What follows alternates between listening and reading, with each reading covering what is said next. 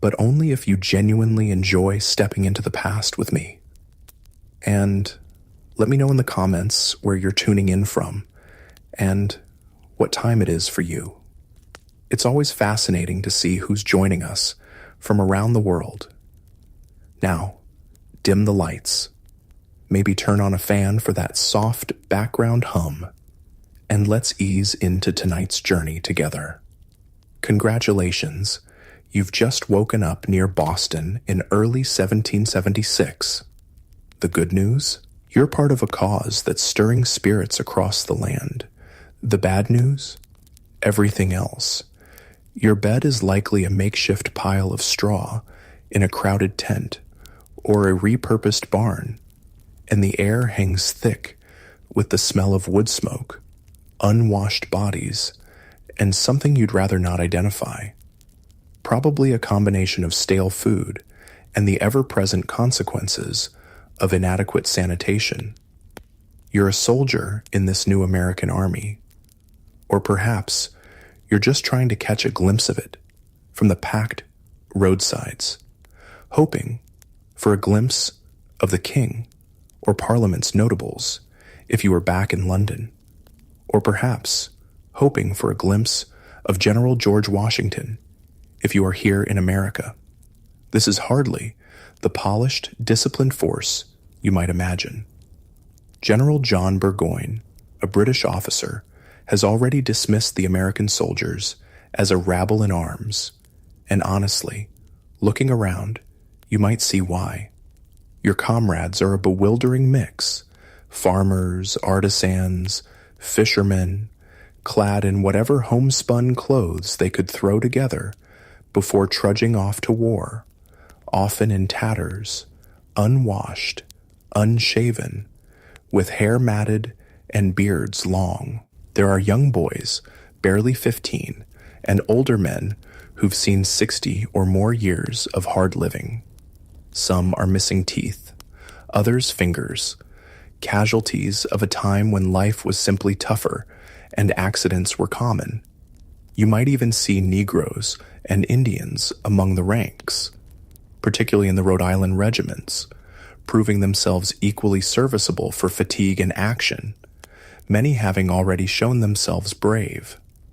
The food, surprisingly, isn't terrible, at least not yet. You can count on meat or fish most days, and fresh produce is available at low prices rolling into the camps. You might even enjoy a breakfast of warm bread, good camp butter, and a dish of coffee, or a hearty dinner of pork and cabbage. But for every decent meal, there's the ever-present threat of disease. Camp fever, dysentery, typhus, and typhoid fever sweep through the ranks, turning camps into breeding grounds for sickness and death. Latrines are often open pits, and too many men neglect to use them properly, leaving excrement scattered around the fields, a pernicious habit that contributes to the vile stench hanging over the camps. Cleanliness is understood to be the killer of disease, but despite orders insisting on personal hygiene, clean cooking utensils, and clean water, washing clothes is considered women's work, and there aren't many women in the American camps doing laundry like there are with the British troops. The army you've joined is largely untested, its officers often as ignorant of military life as the troops they lead, according to observers.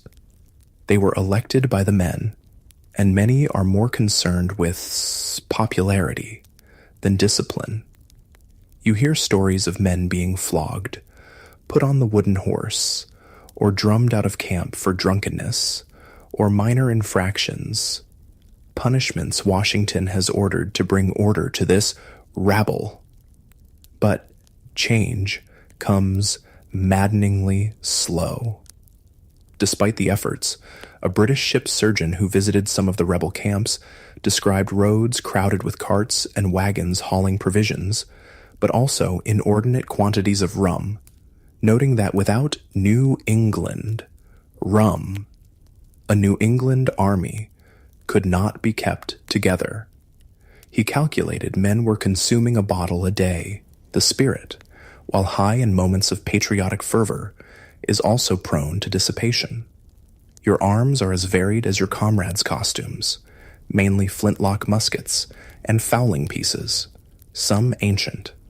The average musket is heavy, about 10 pounds, but a good musketman can prime, load, fire, and reload 3 to 4 times a minute, a shot every 15 seconds. The problem is, many men accustomed to firearms since childhood use them any way they see fit, firing them off at wild geese or just for fun, wasting precious powder, which is in short supply across the colonies. Washington, newly in command, quickly discovered how desperate the situation was regarding powder, reportedly stunned into silence for half an hour when told there was less than 10,000 pounds on hand, enough for only about 9 rounds per man. Supplies come mainly by clandestine shipments from Europe, a precarious lifeline across 3,000 miles of ocean. Congratulations, you've endured the stench and the sickness of camp life. The good news? The enemy is bottled up in Boston. The bad news? You are too, in a way. Your army controls the land around Boston, but the British control the sea, supplying their troops and receiving reinforcements at will. The situation, as General George Washington notes, on January 14th, 1776, produces many an uneasy hour when all around me are wrapped in sleep. Few people know the predicament we are in. He's been in command for 6 months, since July 3rd, having taken over the sprawling, spontaneous New England army that gathered after Lexington and Concord, and the savage, fighting at Breed's Hill and Bunker Hill. Washington, a 43-year-old Virginian, a man of commanding presence, over 6 feet tall, well-proportioned, with reddish-brown hair and gray-blue eyes, carries himself with martial dignity. He's accustomed to respect, amiable and modest, but with a certain distance in manner. He had little prior military experience beyond backwoods warfare and the disastrous Braddock campaign, never having led an army in battle or directed a siege. Yet, Congress appointed him commander-in-chief of the Army of the United Colonies. He himself feels great distress, conscious his abilities may not be equal to the trust, but seeing the importance of the glorious cause, he accepts the momentous duty. He quickly sets about organizing the army, which still has no flag or uniforms. Officers are distinguished by ribbons or cockades, sergeants by red cloth on their shoulders. Washington chooses a light blue ribbon across his chest. He insists on discipline. New rules and regulations are read every morning after prayers. He reviews the defenses on horseback almost daily. Yet, despite the changes, the army remains largely composed of citizen soldiers, many unused to being told what to do every hour of the day, preferring to do as they please. This puzzles Washington, who struggles with a mounting contempt for what he sees as the unaccountable kind of stupidity in the lower class of these people and the officers who cater to them to get reelected. However, Washington finds a few remarkable men, untried but with ability. Nathaniel Greene, a 33-year-old Rhode Island foundryman, self-educated, good-natured, and a born leader who had never set foot on a battlefield before joining the army 6 months ago. Despite a stiff leg and occasional asthma, Greene proves tirelessly hard-working, applying himself every waking moment, often sleeping only a few hours a night. He quickly becomes an object of confidence for Washington, always in agreement on matters of consequence. Another is Colonel Henry Knox, a 25-year-old Boston bookseller, big, gregarious, and highly energetic, despite a fouling peace accident that destroyed 2 fingers on his left hand. Knox, like Greene, is self-educated, reading all he can on gunnery and tactics. Washington had decided the army at Boston was insufficient, and the king had dispatched reinforcements and 3 of his best major generals, William Howe, John Burgoyne, and Henry Clinton. Howe, a member of Parliament, had earlier said he would decline a command in America, but now duty called. He was convinced the insurgents were few compared to loyalists. War had come on April 19th at Lexington and Concord, then savagely on June 17th at Breed's Hill and Bunker Hill.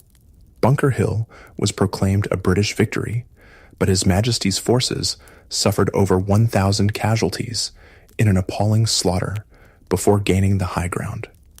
As acidly observed, a few more such victories would surely spell ruin for the victors. By summer's end, a British ship docked at Plymouth, bearing 170 sick and wounded officers and soldiers from Bunker Hill, all in great distress, some without legs or arms, clothes hanging on them like loose morning gowns. So much were they fallen away by sickness and want of nourishment.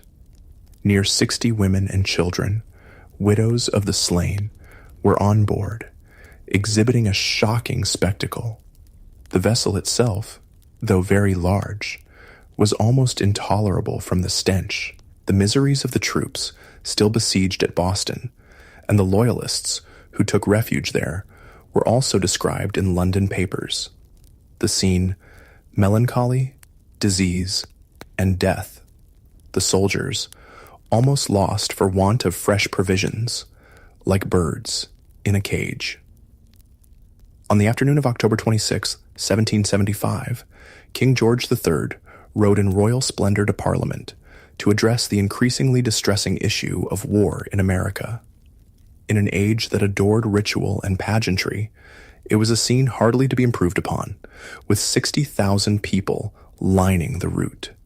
The king, 37, hard-working, and duty-bound, believed America must be made to obey. He had no doubt the nation saw the conduct in America in its true light, and compelling obedience was necessary. In the House of Lords in March, Lord Sandwich, First Lord of the Admiralty, looked incredulous when challenged on winning the war. "Suppose the colonies do abound in men. What does that signify?" he asked. "They are raw, undisciplined, cowardly men." General James Grant boasted he could march from one end of the continent to the other with 5,000 British regulars, a widely quoted claim. By the crisp, sunny afternoon of October 26th, George III's popularity seemed higher than ever. He entered the House of Lords, flanked by peers, addressing Parliament on the desperate conspiracy and rebellion in America. He declared America in rebellion and confirmed he would commit land and sea forces, including unnamed foreign mercenaries, sufficient to end it. He denounced the leaders for seeking independence, something they had not yet openly declared. Parliament, Tory and Whig, denied the supremacy of Parliament in determining what was best for America. Even Edmund Burke referred repeatedly to our colonies. Despite heartfelt opposition speeches, calling for conciliation, warning of ruinous consequences, and questioning the hiring of foreign troops or shedding British blood, the votes in both houses overwhelmingly supported the king's stance, defeating the opposition by more than 2-1 in the Lords, and an even greater margin in the Commons. The debate in the Commons lasted until 4 in the morning. Congratulations, you've survived the political pronouncements and the looming threat of more war. The good news? Washington is making plans. The bad news? His first plan is to send 1,000 men into the wilderness of Maine to attack Quebec, a hastily conceived, secret expedition based on too little knowledge of the terrain. His second plan is to end the waiting and strike at Boston, even if it means destroying the town, despite formidable British defenses and insufficient American artillery and gunpowder. He wants a speedy finish, convinced no danger is to be considered when put in competition with the magnitude of the cause. He convenes a council of war on September 11th, 1775, asking his generals whether they can make a successful attack on Boston by means of boats. 3 major generals and 4 brigadiers are present, including the only professional soldier, Major General Charles Lee, a former British officer with a sharp mind, a strange appearance, and a love for dogs. Lee, Washington's second-in-command, is self-assured, highly opinionated, moody, and ill-tempered. Boiling Water, his Indian name. He thinks Washington's appellation, Excellency, is absurd, but acknowledges Washington is the first officer in military knowledge and experience we have in the whole army. General Artemus Ward, a heavy-set Massachusetts farmer and storekeeper who had overall command before Washington, is present, considered a good man, a thorough New England man, though uninspiring, fat, old church warden to Lee. The council discusses Washington's amphibious assault plan. They know winter is approaching, the troops lack barracks and firewood, and enlistments are expiring. Disbanding one army before assembling another could mean ruin. Gunpowder is short, but enough for an attack. They consider the hazard, the loss of men, and the consequences of failure. After discussion, they unanimously agree not to attack. Not for the present, at least. It is a sound decision. The hazard is too great. The chance of disastrous failure real. Men could be stranded on mudflats under fire. It could be another Bunker Hill slaughter. Washington accepts the decision, but continues work on flat-bottomed boats, and writes to John Hancock he has not wholly laid it aside, sensing many in Congress are as impatient as he with the stalemate. By late November, re-enlistments are alarmingly few. Fewer than 1,000 of 10,000 men agree to stay. Washington advises Congress that some stimulus besides love of country, like paying troops in advance, is needed. His war chest is empty. The troops haven't been paid for weeks. Morale is low. He confides in Joseph Reed, his invaluable secretary, that his situation is truly alarming, and General Howe is well apprised. He feels a dearth of public spirit and want of virtue among the Yankee soldiers. A dirty, mercenary spirit pervades the whole. He writes he would never have accepted command had he foreseen his difficulties. Congratulations. Winter has come, but with it, opportunity. The good news? Colonel Henry Knox is on his way with cannon from Fort Ticonderoga. The bad news? The journey is brutal. His army is shrinking, and the British still seem to underestimate you. On November 21st, the first snow falls. Winter is here, with bitter winds. Distress is reportedly extreme in Boston. The British are cutting trees and tearing down houses for firewood. Supplying the besieged city by sea is difficult due to winter storms and American privateers. Food is short. Men are dying of scurvy. Smallpox rages. British deserters crossing the lines report the American army is tired, unpaid, lacks clothing, and longs for home.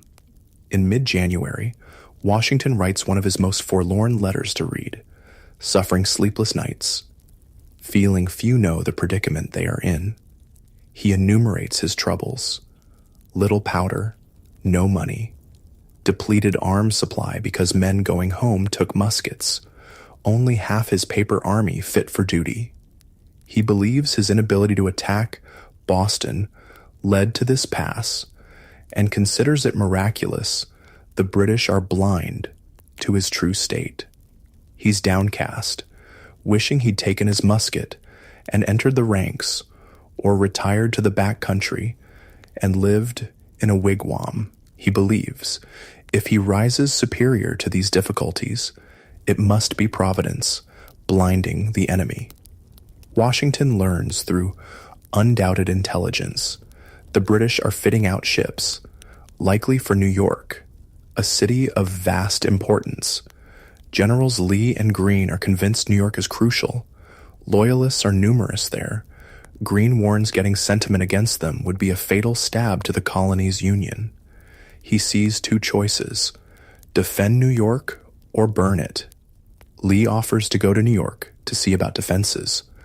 Washington, though agreeing time is of the essence, knows congressional approval is needed.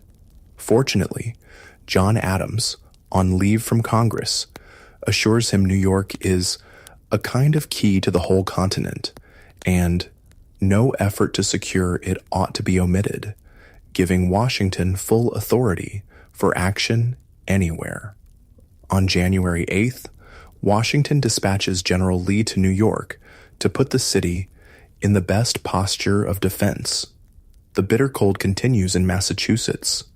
Washington tests the ice on Back Bay, hoping for an ice bridge for an attack. On February 16th, he convenes a council of war, urging a bold attempt on Boston, a vigorous attempt, when practicable. Gates notes, it's a major question. Putnam bewails the lack of powder. Greene, stricken with jaundice, writes his dread of the proposed attack. Horrible if it succeeded, still more horrible if it failed. The council says no to attacking Boston again. However, they agree to another plan: lure the enemy out to attack the Americans by fortifying Dorchester Heights. Howe had sworn he would sally forth if the Americans occupied Dorchester. Washington, crestfallen over not attacking Boston, thought too dangerous, gracefully concedes. Perhaps his irksomeness led him to propose more than warrant prudence. Now, there would be no holding back on Dorchester. Preparations are elaborate and mammoth. Fortifications are built elsewhere out of sight. Timber frames filled with screwed hay, or bundles of branches, fascines, barrels filled with earth, are ready to roll down slopes on the advancing enemy. To divert the enemy and drown out noise, night artillery barrages are planned from Roxbury, Cobble Hill, and Lechmere Point, where Knox's cannon from Ticonderoga are emplaced. The crossing of the Dorchester Causeway will be concealed by a barrier of hay bales. 3,000 men under General Thomas will fortify the heights. 4,000 more will stand by at Cambridge for an amphibious attack on Boston once the British assault on Dorchester begins. Howe is reported to intend to evacuate Boston at first chance, but this does not deter Washington. Congratulations, you've made history. The good news? The British are gone from Boston. The bad news? The war is far from over, and your army is headed to New York, where the challenges are immense. On the night of March 4th, 1776, the bombardment of Boston begins, British answering with a heavier cannonade. Abigail Adams, 10 miles away, writes her house shakes, and she can't sleep. Little damage is done, mostly noise, just as Washington wished. On the crucial third night, March 4th, the roar is furious. British Captain Charles Stewart describes sheets of fire, and inhabitants in horrid situation, women crying for protection. From American lines, Lieutenant Samuel Webb hears cries of poor women and children. At the first crash of guns, General Thomas and 2,000 men move rapidly and silently across the Dorchester Causeway, shielded by hay bales. Hundreds of carts and wagons loaded with chandeliers, fascines, hay bales, barrels, and guns from Ticonderoga follow. Dr. Thatcher notes the procession moves in solemn silence while cannon roar. Progress up the steep slopes is difficult. Ox teams and wagons make 3 and 4 trips.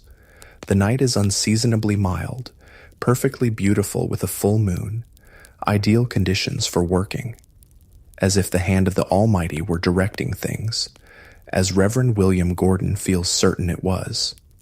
By first faint light before dawn, everything is ready, at least 20 cannon in place. It is an utterly phenomenal achievement. At daybreak, British commanders looking up at the heights can scarcely believe their eyes. Howe exclaims, "These fellows have done more work in one night than his army could do in 3 months." The shock of discovery throws the British into utmost consternation. Their immediate cannonade proves useless. Their guns cannot elevate high enough. Admiral Shuldam sends an urgent message to Howe. No ship can remain in the harbor unless the rebels are removed. Howe must attack.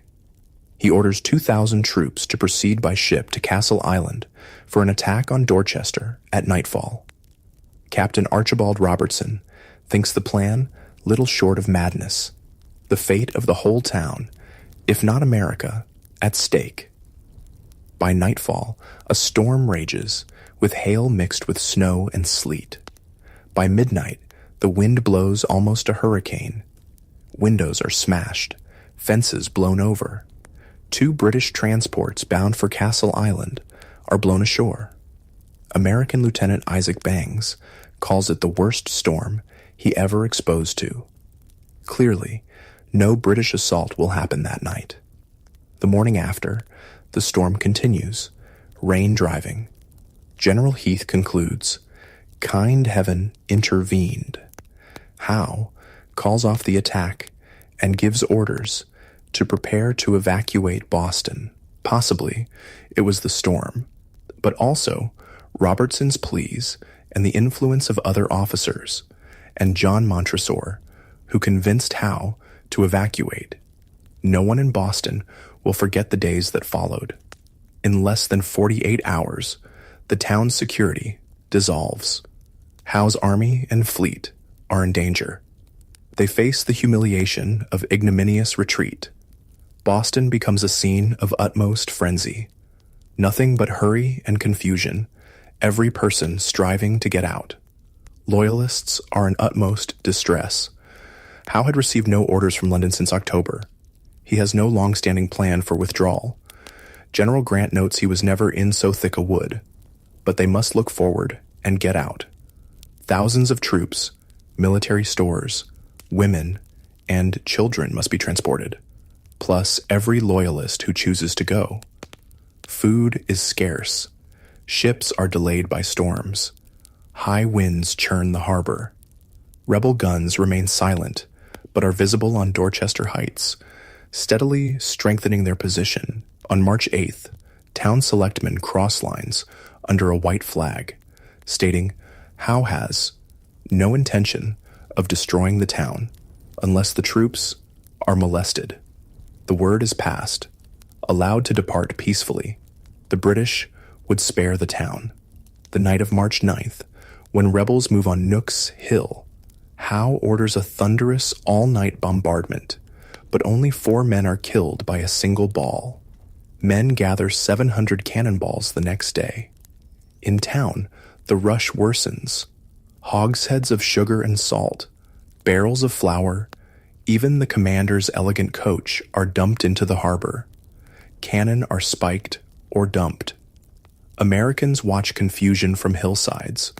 Washington convinced Howe is ready to sail for New York. The alarm and anxiety among loyalists is extreme. They must leave, but don't know where or if there's room. By March 10th, they are told to come aboard. There's no time to deliberate. little can be taken. Those who earlier fled Cambridge or Roxbury know the experience. Now, Bostonians face forsaking homes, belongings, way of life. How orders inhabitants to give up linen and woolen goods for the enemy's use. Crean Brush, a loyalist, is assigned to carry it out. He and his men plunder the town. Gangs rampage, breaking open houses and shops. There never was such destruction and outrage committed any day before this. Brush makes off with over 2,000 pounds worth of goods from one wharf. Not until St. Patrick's Day, Sunday, March 17th, does the wind turn fair. At 4 a.m, over 8,000 redcoats march through the dark streets. By 7, ships throng the wharves, lifting sail. By 9, all are underway. 120 ships depart with over 11,000 people, 906 troops, 667 women, 553 children, 100 loyalists. Americans watch from shore, cheering, weeping. Surely it is the Lord's doing. The whole fleet anchors at King's Road. Howe's flagship, Chatham, fires a roaring 21-gun salute, the Chatham's full 50 guns answering, an ear-splitting reminder of royal might. Congratulations, you've survived the siege of Boston. The good news? It was a pretty sharp skirmish, and a victory. The bad news? You're headed to New York, a far greater challenge. The first cheers from American lines come at 9 that morning. Small boys run across the neck with news. British troops are still manning Bunker Hill fortifications. Hay dummies set up by fleeing redcoats. Early afternoon, the first troops from Roxbury march into Boston, drums beating, flags flying, led by Artemus Ward. Washington, in a characteristically gracious gesture, gave the honor to Ward, the thorough New England man, and his predecessor. He knows Ward was the first to favor a move on Dorchester Heights. Washington attends Sunday services, his chaplain choosing Exodus 14:25 as text, and they took off their chariot wheels, for the Lord fighteth for them against the Egyptians. Washington rides into Boston, March 18th, surprised how much was not destroyed.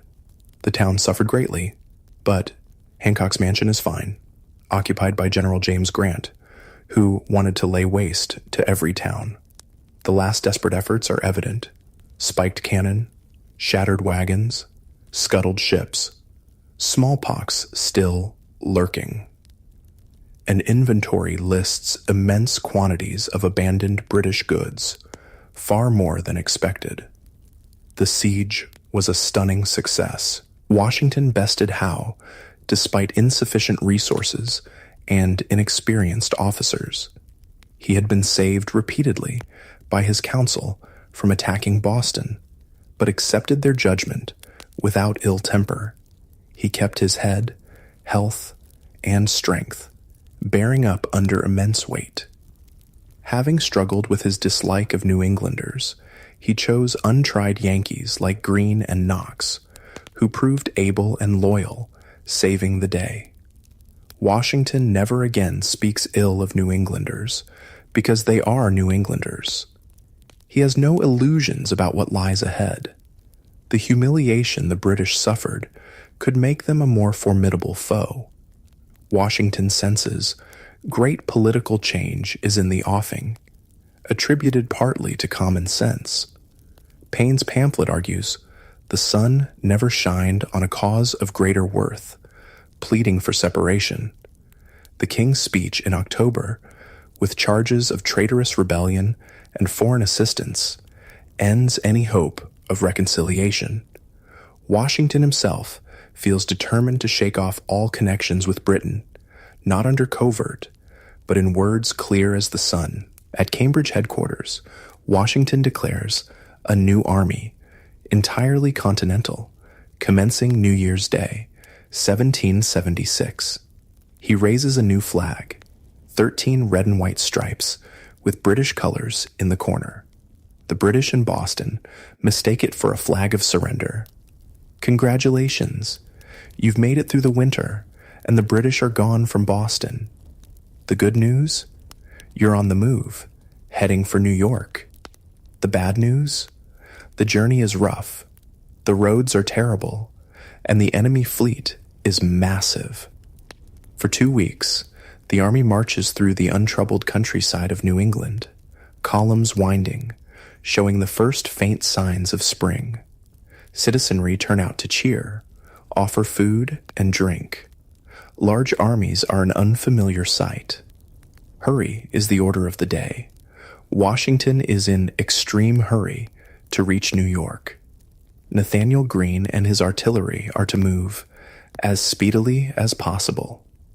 Marching is tiring, but spirits are greatly improved by being on the move and the warm reception. Joseph Hodgkins, the Ipswich cobbler, finds New York exceeds all places he's seen, but the living is excessive dear.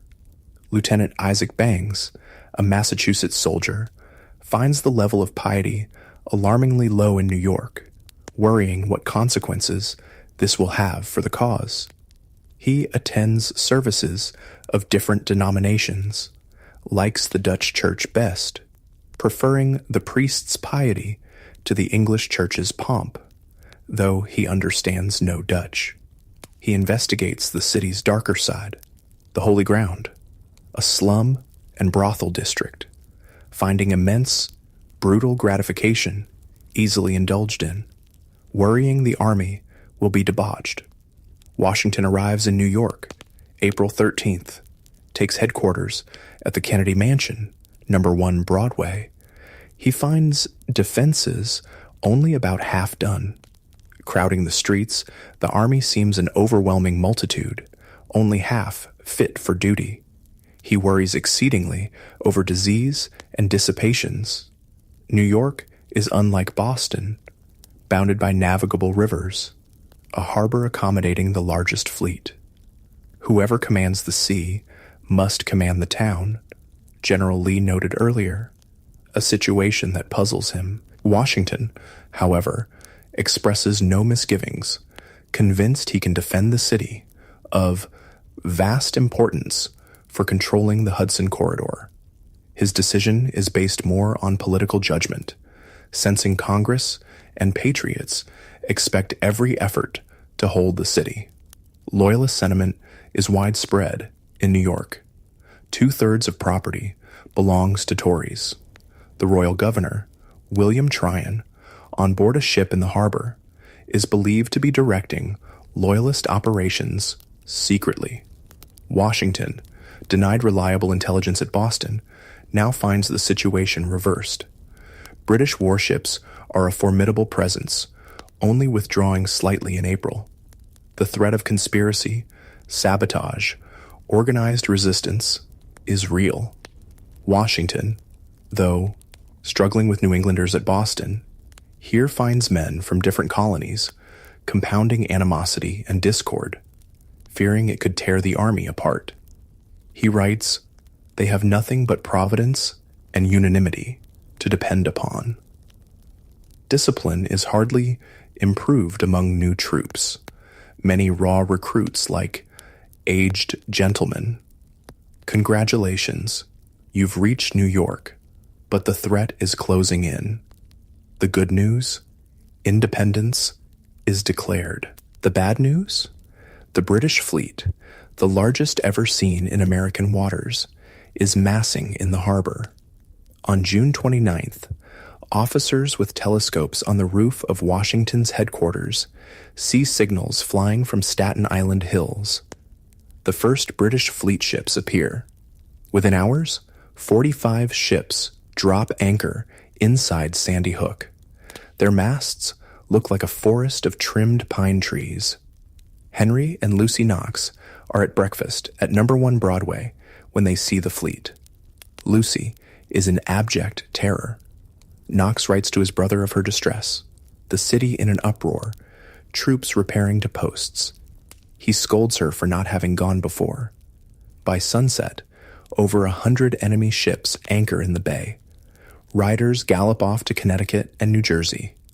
Martha Washington says goodbyes to her husband and departs New York with speed, as do Lucy Knox and Katie Green with their children.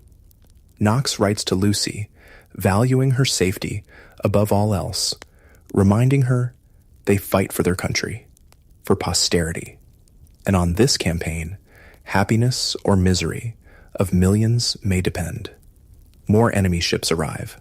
Centurion, Chatham, 50 guns each. Phoenix, 40. Greyhound, 30. Asia, 64. Their combined firepower exceeds American guns. Total fleet over 120 ships, 10,000 troops received at Halifax, Scotch Brigade joined. An additional 15,000, 20,000 expected hourly from England under Admiral Lord Howe. New York is in commotion, packing up and getting away. On July 2nd, 1776, the Continental Congress in Philadelphia votes to dissolve the connection with Great Britain. News reaches New York. July 6th, spontaneous celebrations erupt. Officers go to a public house to testify their joy. A letter from John Hancock with the Declaration arrives July 8th. Many, like Henry Knox, see the war has entered a new stage. By renouncing allegiance, delegates committed treason. Adams calls it the most complete, unexpected, and remarkable revolution in history. On July 9th, at 6 p.m, Washington orders brigades onto commons and parade grounds to hear declaration read aloud. The general hopes this event serves as fresh incentive, knowing peace and safety depend on the Army's success.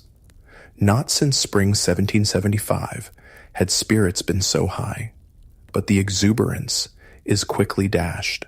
On July 12th, in a surprise move, British ships Phoenix and Rose, with tenders, cast off moorings at Staten Island and sail up the Hudson, demonstrating how indefensible New York is without sea power. Alarm guns sound. Soldiers rush through streets crowded with panic-stricken people.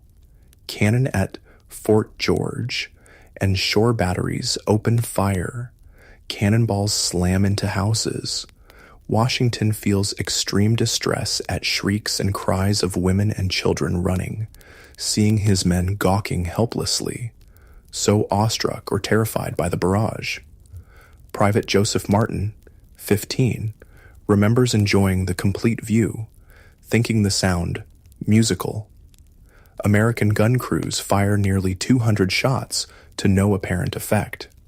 6 American artillerymen are killed when their cannon blows up, the only fatalities due to inexperience, overconfidence, or drunkenness. British ships proceed upriver, anchoring 30 miles above the city, cutting off rebel supplies and rousing loyalists. In ensuing orders, Washington can barely conceal disgust at inexcusable behavior, shame over officers gawking like bumpkins. It gives the enemy a mean opinion of the army. Knox writes, "The loss of 6 men was great misfortune, but Hope's day's action taught the rest to be less impetuous. A larger, more ominous lesson. If 2 ships can pass so readily, so can an entire fleet, cutting off escape. Congratulations, you've witnessed the birth of a nation and the start of something much darker. The good news? Your resilience is tested. The bad news? The British are massing, and a crushing defeat is coming."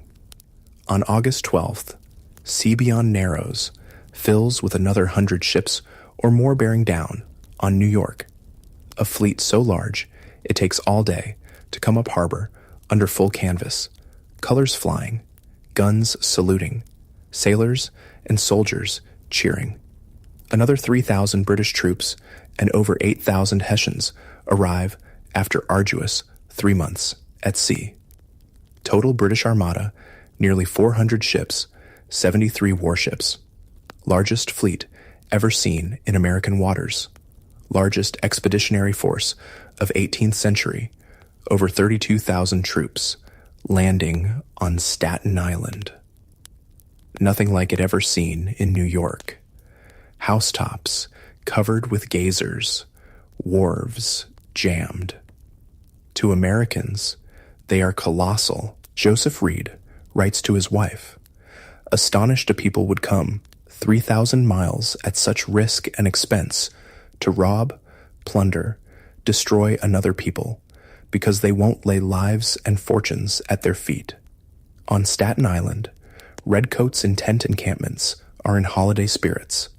On American side, veterans of Boston campaign like Jabez Fitch and Joseph Hodgkins have no doubt troops will give a good account.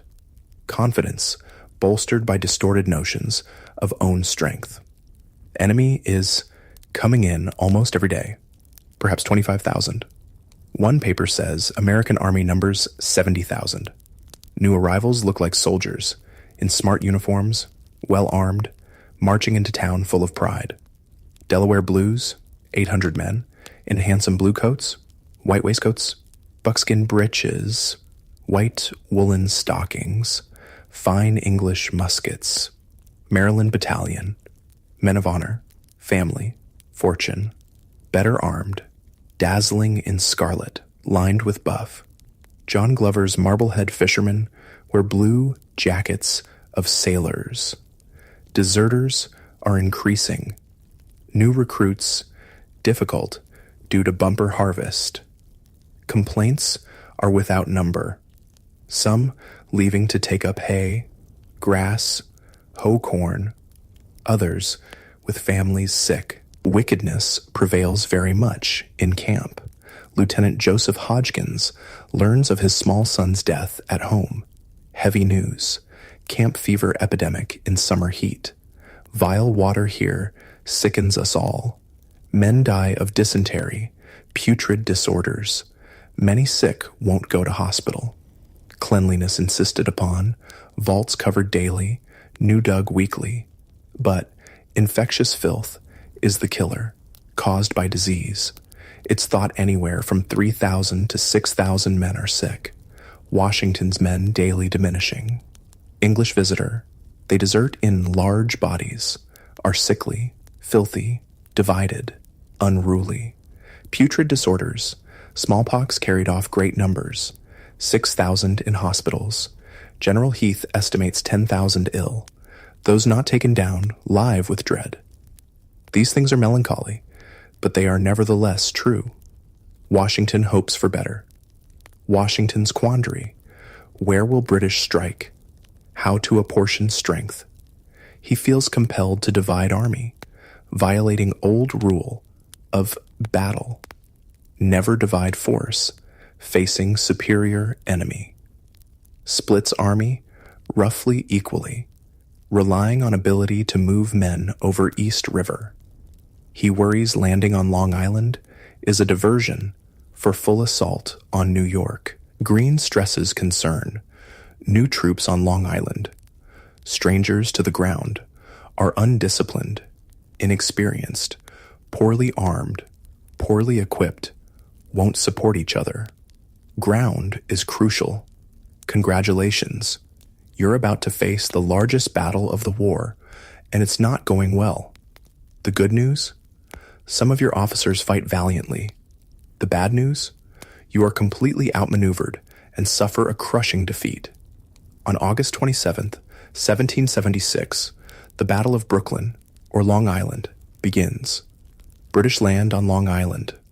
By noon, 15,000 men and 40 artillery pieces landed, smoothly assembled. Cornwallis presses inland. Loyalist welcome is effusive. British sailors regale themselves with apples. Hessian officer describes burned houses, fields, in ashes, roads lined with dead cattle, old people looking sadly at what was a paradise. To invaders, American affluence shows they grew rich at Britain's expense. Word reaches New York early, but Washington misinformed about size of enemy force. 9,000. He concludes, Landing is faint. Dispatches only 1,500 more troops to Brooklyn. Total there, less than 6,000. Expectation of larger strike at New York or up Hudson persists. Jabez Fitch's regiment marches to Brooklyn, told to halt and wait. Many reports, various sizes of enemy force within 4 miles. Fitch and men know not what to believe. Colonel Moses Little reports enemy within 3 miles, sends his will to his son. Washington's general orders, August 23rd, confirm British ashore on Long Island, leaving no doubt of seriousness of moment. Appeals to pride, patriotism, love of liberty. The hour is fast approaching on which the honor and success of this army and the safety of our bleeding country depend. Remember, you are free men, fighting for blessings of liberty, that slavery will be your portion if you don't acquit yourselves like men. Remember how your courage has been despised by cruel invaders. Washington, beset by second thoughts, reshuffles command at Brooklyn August 24th, putting Israel Putnam over Sullivan. Poor choice. Putnam lacks experience, temperament. Putnam and 6 battalions crossed to Brooklyn next day, causing stir. Washington outraged at disorder, unsoldier-like state of troops at Brooklyn, lectures. Putnam, distinction between regulated army and mob is discipline. Howe's troops perfectly orchestrated landing. The night of August 21st, a terrifying storm over New York. Like a hurricane, most terrible storm. Lightning falls in masses, seems to strike incessantly. Houses burst into flame. 10 soldiers killed by single flash. 3 officers killed by single thunderbolt. Tips of swords, coins melted, bodies black. To Major Benedict, battle bloodshed is expected, but hidden meaning when bolt is launched by invisible arm. Before dawn, August 22nd, sky clear, cloudless. Fresh breeze, roll of drums, British invasion of Long Island underway. Frigates, bomb catches swing loose, stand down narrows to cover landing. At 5 o'clock, Advance Corps, 4,000 elite troops, pushes off, packed aboard flatboats. Slowly but steadily, invasion force proceeds across 3 miles of water. At 8 o'clock, at flash of signal gun, all 4,000 ashore on flat, empty beach. Everything carefully prepared, smoothly coordinated. No opposition. Pennsylvania riflemen withdrawn, driving off or killing cattle, burning wheat fields, smoke rising, seen in New York. More troops follow, naval spectacle of over 90 vessels filling narrows. Wave after wave, red coats, bayonets gleaming. Hessian grenadiers ferried over standing. By noon, fully equipped army of 15,000 men, 40 artillery pieces landed, rapidly assembled. More will follow, including women. At 3 in the morning, August 27th, General Putnam awakened, told enemy attacking on right near Narrows, Gowanus Road. British Commander Grant occupies attention on right, with 300 troops, muskets roaring. Americans flee. Putnam rushes Sterling's camp to order him to meet enemy. Repulse them. Alarm guns sound. Drums roll. Troops fall out. General Samuel Parsons, like Putnam resting at headquarters rides off, arrives first on scene. Finds enemy through wood, descending hill. With 20 fugitive guards, takes post on height. Halts enemy column, gives Sterling time. Sterling's forces, 1,600 men, include Connecticut, Pennsylvania, Delaware battalions, James Smallwood and John Haslett, commanders, absent on court-martial duty. Redcoats advance in regular order, colors flying, artillery in front. Sterling draws lines, offers battle in true English taste. British march to within 200 yards, open fire. Americans stand it well, no disposition to shrink. Hold fire until 50 yards. British declined to come nearer. Americans gave them a fair fire. Every man leveled well. Enoch Anderson saw man tumble from horse, aimed, knows not if he killed. Fire returned, killed 2 Americans. Americans retreat 400 yards, joined by Attlee's regiment. Twice British assault Parsons' troops on height. Twice American lines hold. Sterling's men under cannon bombardment. American cannon answer. Troops unflinch. In first hours of open battle, Continental Army fights valiantly, believing they hold own against regulars. Sterling reminds them Grant boasted conquering America with 5,000. Grant presses advantage only so much, holding back. Had a skirmishing and a cannonade for some hours, which drew their whole attention. At center, Hessian artillery bombarding Sullivan's lines. General von Heister's brigades, drawn up on plain, show no sign of moving. Sullivan rides out from Brooklyn, takes command at Flatbush Pass, sees Hessians not moving, Sterling in trouble, sends regiments. At 9 o'clock, Howe's signal guns crash. Suddenly, Sullivan realizes whole British army coming from behind, surrounded. On plain beyond ridge, von Heister orders Hessians in motion, drums rolling. Sullivan pulls back main force, swings around to face oncoming British. Vastly outnumbered, Americans return fire with murderous effect. Officers on both sides fear men cut to pieces. Americans and British often have no idea what's happening. Americans, not only ones running. British light infantry officer, leading 30 men into thick American riflemen, sees 1/3 of his men fall. Breaks for woods. More rebels spring up. Fire from every direction. I called to my men to run to the first wall. Ran across a field, exposed to the fire of 300 men. Literally run out in midst, calling to surrender. Stopped. Saw riflemen thick. None of own men. Made for wall. Threw self headlong. In turmoil, Sullivan struggles to hold control. Keep men from panicking. Situation desperate. Retreat, only alternative. Stages of fight and flight. He leads them rapidly toward Brooklyn lines, those left to hold ridge overrun by Hessians. Jaegers and grenadiers, with bayonets, move through steep woods. Terrible hills. Suddenly appear. Americans only get shot or 2 off. Some fight back, wielding muskets like clubs. Run through with bayonets. Some plead for mercy. Fear of the Hessian troops was indescribable. Surrendered, begged on knees. Those who get away flee back down through trees, run headlong into hail of British fire. Left side of American line collapses. Thousands run, hundreds captured. Sullivan holds back, trying to see many to safety. Amazingly, most succeed. Sullivan captured. American soldier Lewis Morris barely escaped. Wright Sullivan surrounded, pistol in each hand, going directly between enemy lines.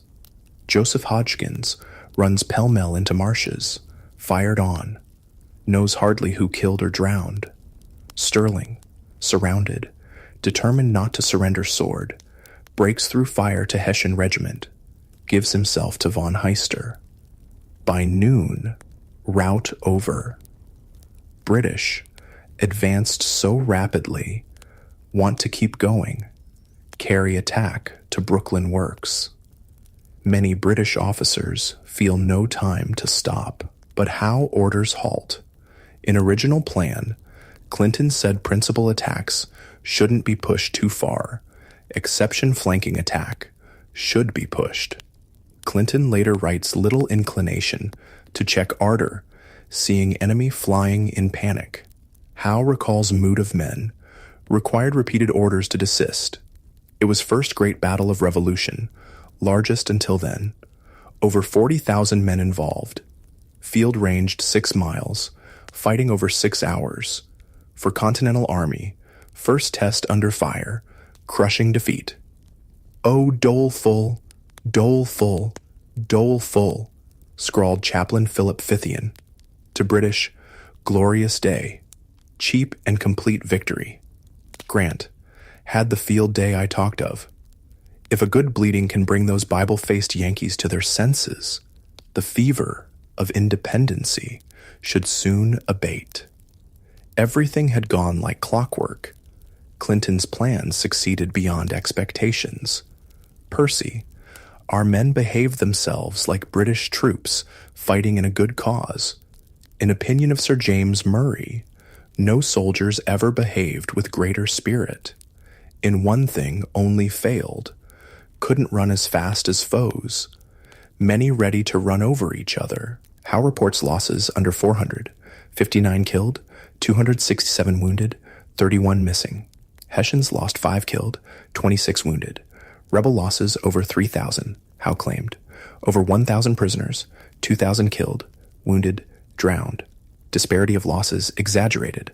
Washington later estimates 701,000 killed, captured. General Parsons avoided capture, collected American dead, amounted to 60 with enemy dead, heap. Judged American killed, inconsiderable. Some officers in thick of fight convinced British suffered more killed, but British took most prisoners. Few Americans admit severe defeat. Actual losses, dreadful. 300 killed, over 1,000 captured, 3 generals, Sullivan, Sterling, Woodhull. Sullivan and Sterling treated courteously, dined with Lord Howe on Eagle. Woodhull died of wounds weeks later. Among prisoners, Captain Samuel Atlee, Lieutenant Jabez Fitch. Atlee subjected to most scurrilous and abusive language, asked why they weren't bayoneted. Jabez Fitch fought through day, surrendered when surrounded, confined with prisoners in barn, comforted friend Captain John Jewett, bayoneted twice in excruciating pain. Jewett made Fitch promise to describe death to wife, died from bayonet, after he was taken prisoner and stripped. Accounts of bayoneting Americans common. Stories of Hessians pinning Americans to trees. Letter by unnamed British officer in Massachusetts. Spy describes readily surrendered Americans dispatched. Hessians and Highlanders gave no quarters. Letter read, "Fine thing to see, with alacrity, they dispatched the rebels with bayonets. Stratagems lawful in war, especially against such vile enemies. Numbers of individual Americans beaten after surrendering. No mass atrocities committed. Letter and spy, likely propaganda. Account of Hessians burying 500 bodies in pit untrue. Some prisoners, including Fitch, recorded civility from captors. Infamous Grant was so good as to make us a present of a side of mutton. British Hessian captors find prisoners' curiosities. Could not have been taken as soldiers, only torn blouses. Astonished how badly clothed Americans. Most have nothing but a wretched farmer's costume. Officers, no better dressed, only ordinary manual laborers. Lieutenant von Bardeleben wrote in code some officers shed their ideas of being heroes. The prisoners who knelt and sought to surrender were beaten. Still worse treatment in store for most prisoners confined, starved in jails, church crypts, vile British prison ships. In remaining hours after guns silent, Americans in Brooklyn defenses wait tensely for British attack. Pitiful cries from wounded on battlefield. Stragglers come into lines, bedraggled, wounded. Mordecai Gist and 9 others cross into camps next morning, only ones of Marylanders to make it back. Congratulations, you've survived a crushing defeat and a desperate night retreat. The good news? 9,000 men, equipment, and horses escaped without loss of life. The bad news? Your army is battered, dispirited, and shrinking, and the enemy is still on the move. Morning of August 28th. Situation critical at Brooklyn. Outsmarted, outfought, hemmed in, backs to East River. Change in wind could make escape impossible. Brooklyn, a trap. Yet Washington orders more army from New York, Pennsylvania regiments, Glover's mass troops, 200 men. March into Brooklyn entrenchments with show. Pennsylvania officer Graydon notes, faces saddened by disaster, assume gleam of animation on approach. Murmur, these were the lads that might do something. Thomas Mifflin, handsome, self-assured, 32, Brigadier General of Fresh Pen Brigades, volunteers to survey defenses. Joseph Hodgkins, exhausted, writes home, in one piece, through the goodness of God. Expects action. Enemy within 1.5 miles. Weather changes dramatically. Temperature drops 10 degrees. Cold, drenching downpour. Start of northeastern storm. Riflemen ordered to keep up fire. British fire back. Rain falls with uncommon torrent. Guns wetted. Firing goes till evening. Storm and roar of guns continue into night. Across river, Pastor Schukirk writes of boom of cannon, intermixed with lightning. August 29th. Storm continues. Heavy rains fall. Troops without tents have little food. Fires hard to keep going. Private Martin gets by with biscuits, hard enough to break teeth of a rat. Hungry, soaked to skin, trenches filled with water, muskets, cartridges wet. Soldiers fall asleep standing or sitting. Washington, little sleep, sends incoherent report to Congress. People distressed. Defeat, engagement. British advancing by approaches, digging trenches. Storm is to Washington's advantage. Ill wind from northeast is stroke of good fortune. Howe's ships no chance to get up. But for how long? Old sunk ships, no serious barrier. Smaller ships can come up East River. Situation grim, but Washington, making rounds on horseback in rain, shows calm presence, tells men, cool but determined, demonstrates what he meant by example, anger, torment, despair kept to himself. Since April in New York, policy, keep close watch, decide according to circumstances. Sometime before noon, Mifflin reports British progress with approaches. Washington makes momentous decision. Secret, deceiving urgent message to General Heath at King's Bridge. All flatboats, sloops to be rounded up without delay. Pretext. New Jersey battalions coming to relieve others. Signed by Mifflin. Washington emphasizes no ceremony in carrying out order. Confiscate boats. At 4 in afternoon, still raining, Washington calls, meeting with generals at Livingston Mansion.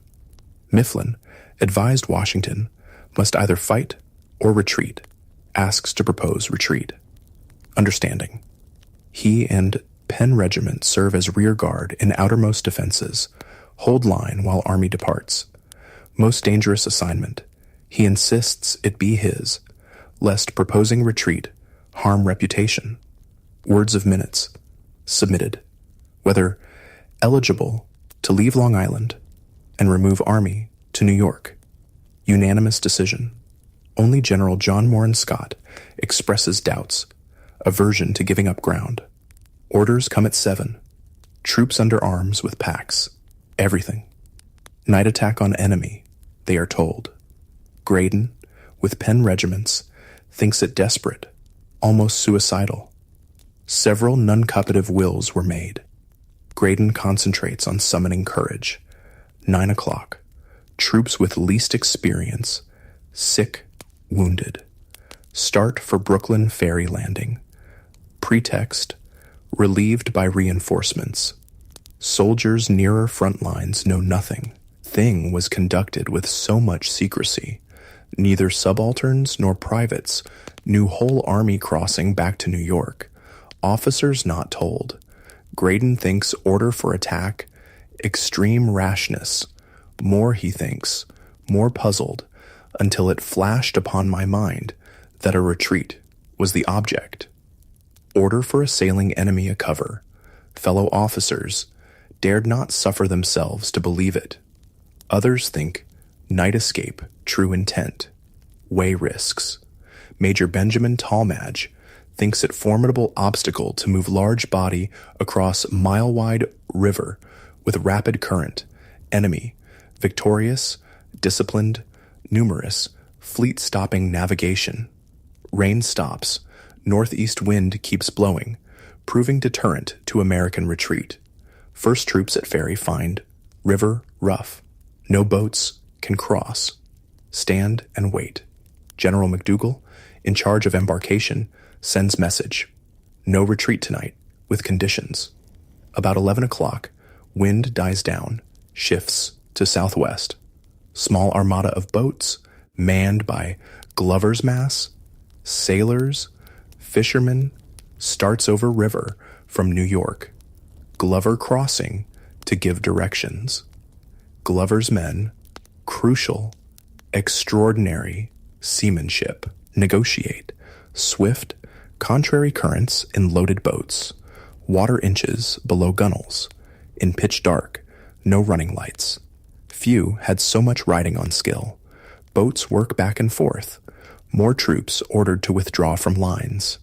Tedious was the operation through mud and mire. Wagon wheels muffled with rags. Talking forbidden. Strictly enjoined not to speak, or even cough. Move like specters. One regiment leaves station. Remaining troops fill vacancies. Graydon. Third night without sleep for many. Washington rides to Ferry Landing. Takes charge. Orderly withdrawal of army considered most difficult maneuver. Ragtag amateur army, making night withdrawal in perfect order. Silence seems more than hoped for. Worst fear, British discover, descend with superior force.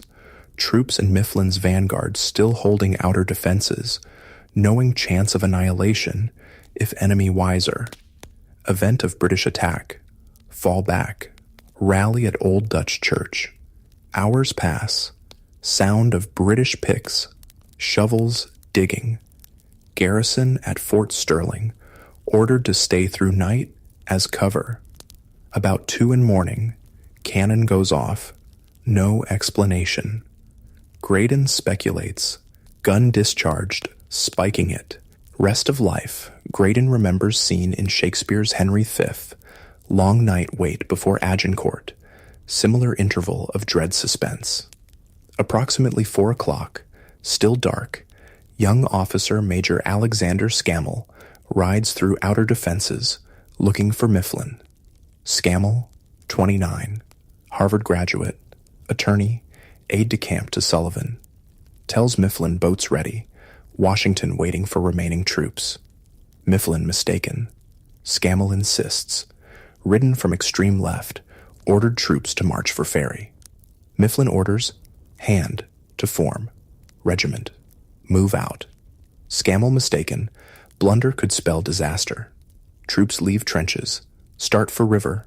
Without delay. Halt near Dutch Church. Washington, astride horse, demands to know. Hand explaining when Mifflin rides up. Faces hard to see.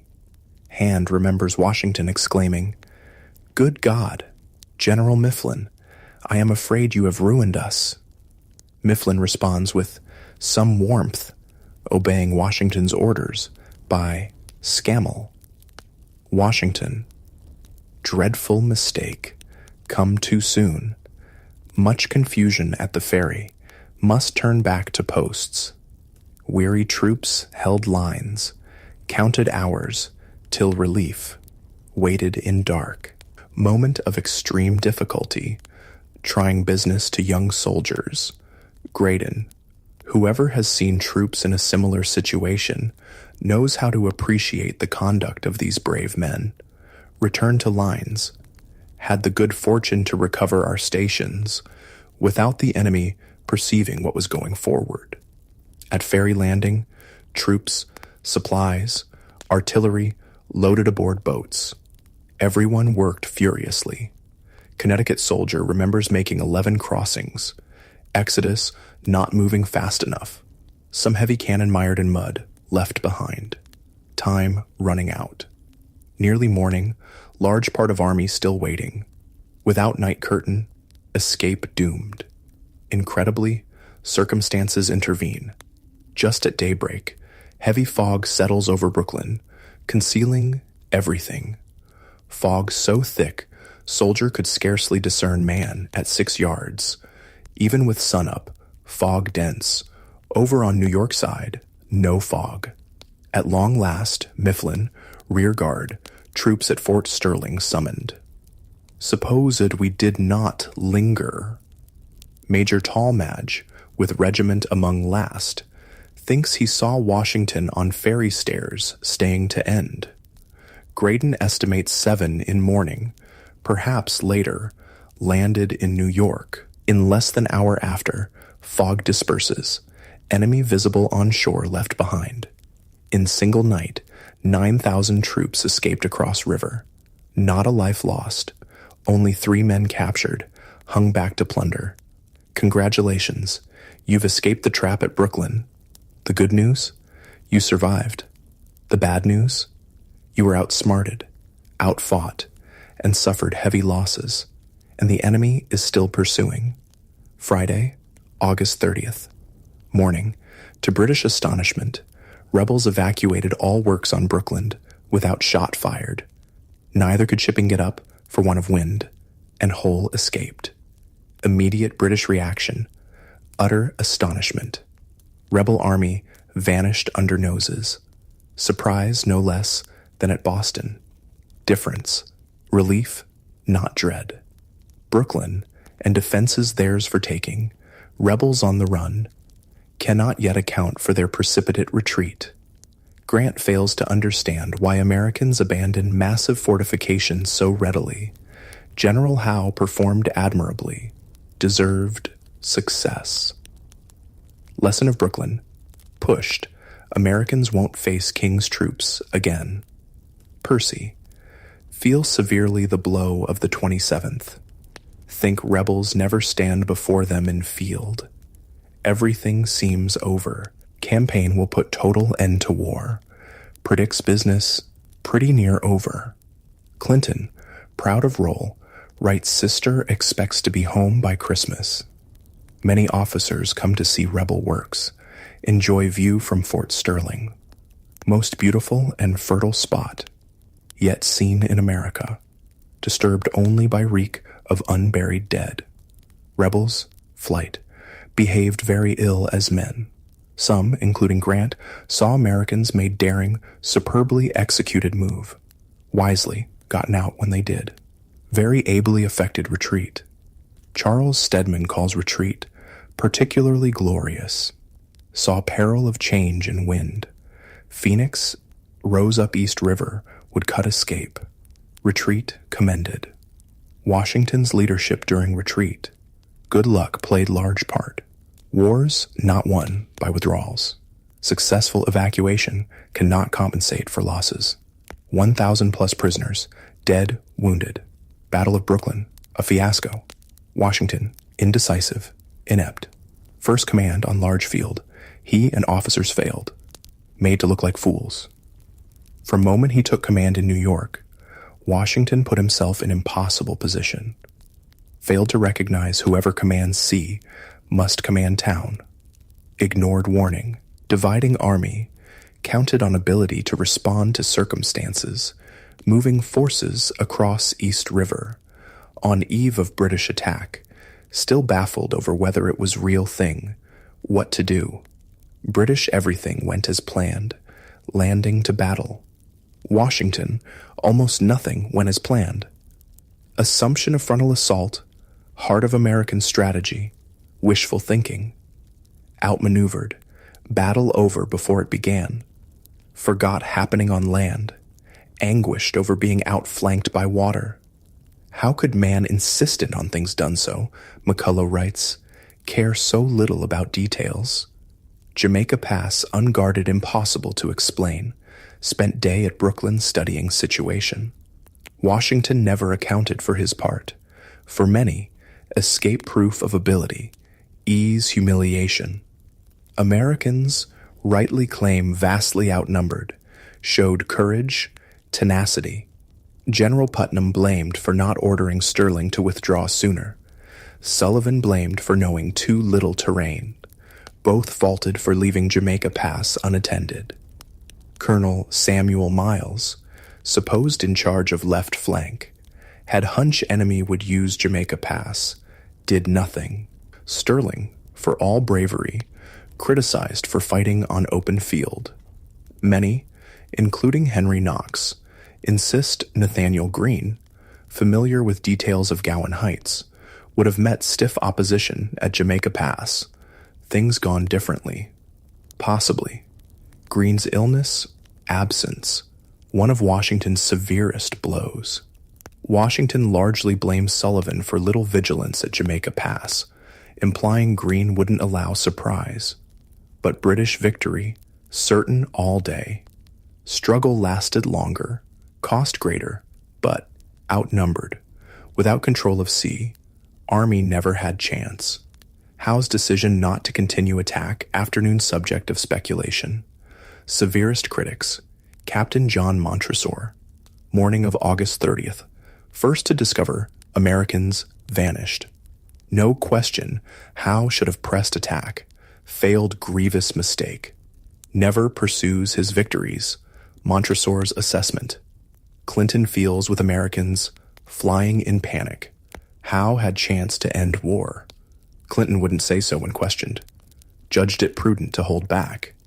Cornwallis in Parliament refuses to say Brooklyn lines taken by immediate attack. Americans wanted another Bunker Hill. Howe, remembering cost, no desire to squander lives on frontal attack. Lines hours at cheap rate by regular approaches. Couldn't risk loss sustained in assault. Had Howe pressed on August 27th, British victory total. Or had Wynne turned earlier, British Navy into East River. War and chances of independence, long delayed, even ended. When news of battle, Howe's exaggerated losses reach London. Sensation. Victory grand. Fully controverted opponents' predictions. Burke, Fox, others in Parliament downcast. Tories jubilant. News to enliven our countenances. Gibbon, Britain in ecstasy. Friend to Clinton.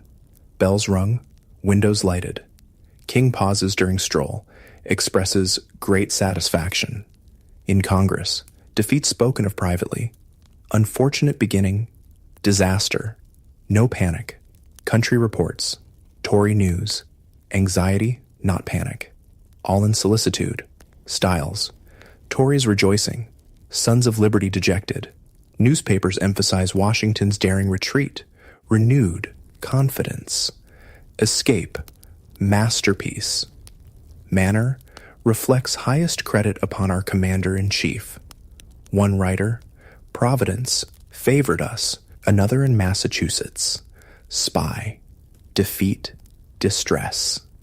Loud-speaking testimonies of the displeasure and anger of Almighty God against a sinful people.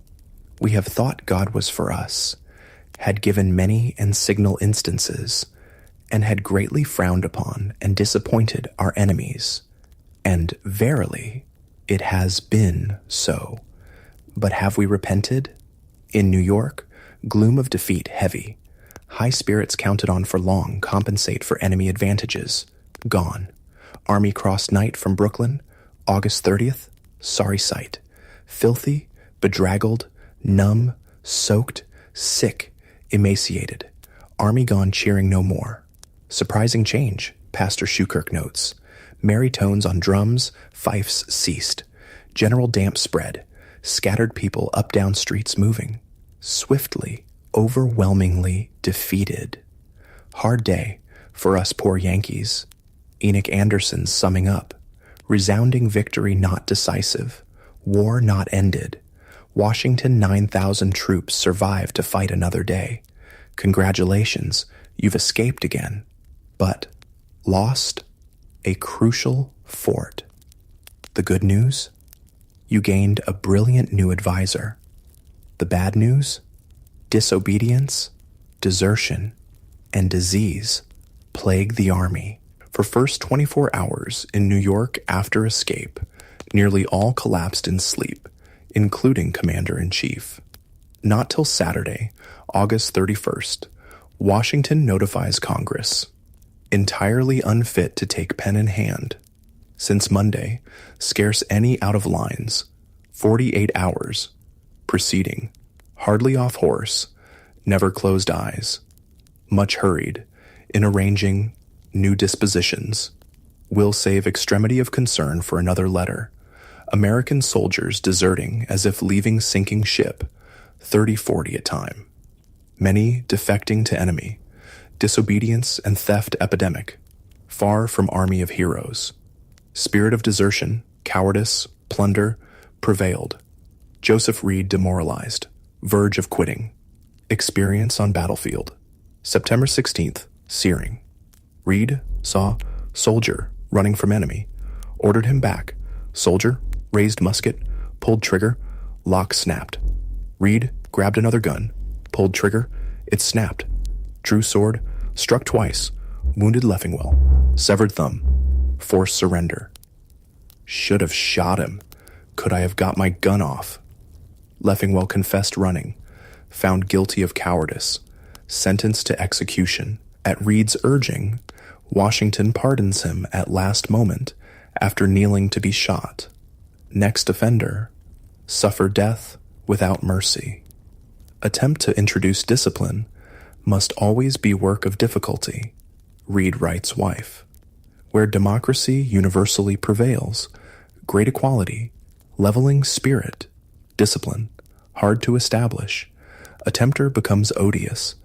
Washington no less commanding, except raging outburst at Kips Bay, seems imperturbable, entirely in control, discouraged, unhappy, keeps up appearances.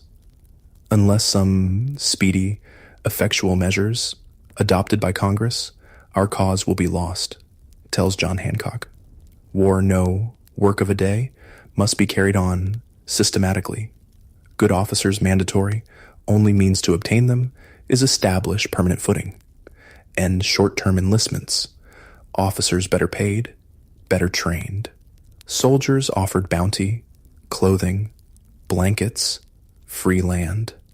Dependence on militia, assuredly resting upon a broken staff.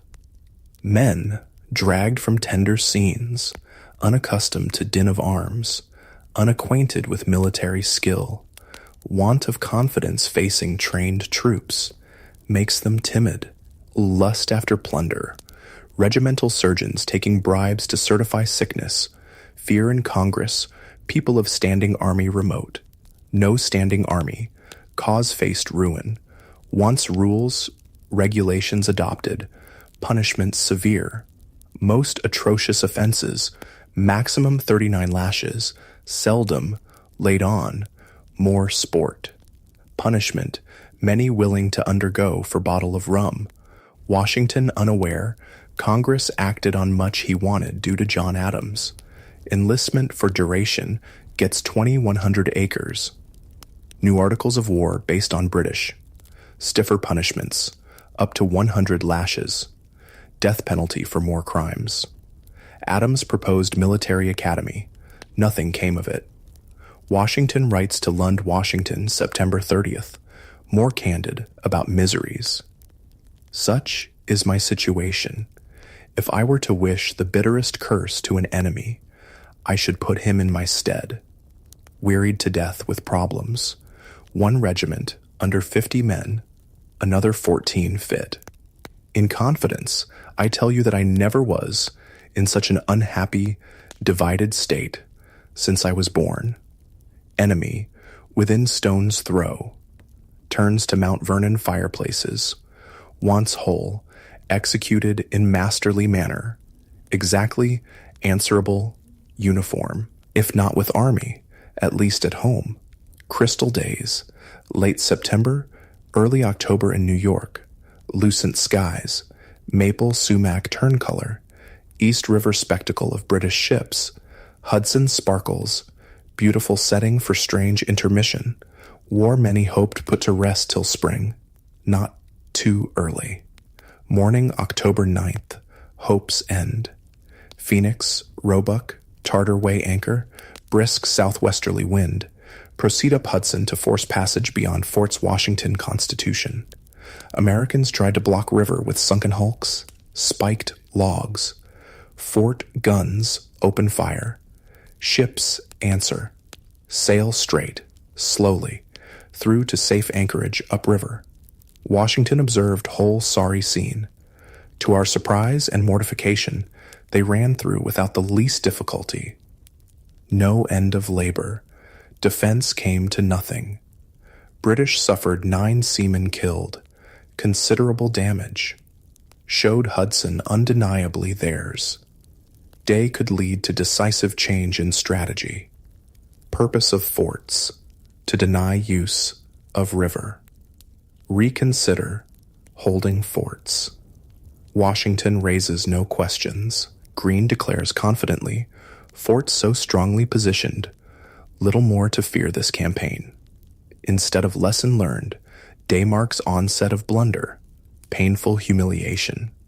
British plan, October 12th, to outflank rebels by water. Massive armada sets sail upstream East River in very thick fog. Stunning seamanship.